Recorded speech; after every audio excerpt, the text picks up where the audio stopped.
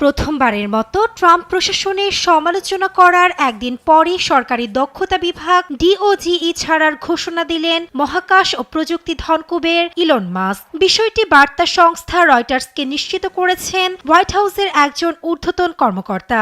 এ নিয়ে এরই মধ্যে শুরু হয়েছে নানা আলোচনা সমালোচনা। প্রশ্ন উঠছে দুই বন্ধুর বন্ধুত্বে ভাটা পড়ারও।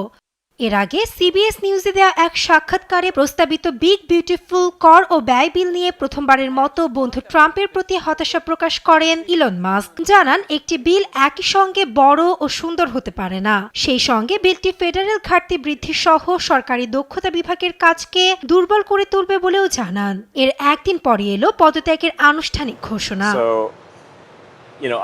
এক্সের এক পোস্টে ট্রাম্পের বন্ধু মাস্ক জানান, সরকারি দক্ষতা বিভাগে নেতৃত্ব দেওয়ার সময় ফুরিয়ে এসেছে। এ সময় এ বিভাগে কাজ করতে দেওয়ার সুযোগ করে দেয়ায় ট্রাম্পকে ধন্যবাদও জানান মাস্ক।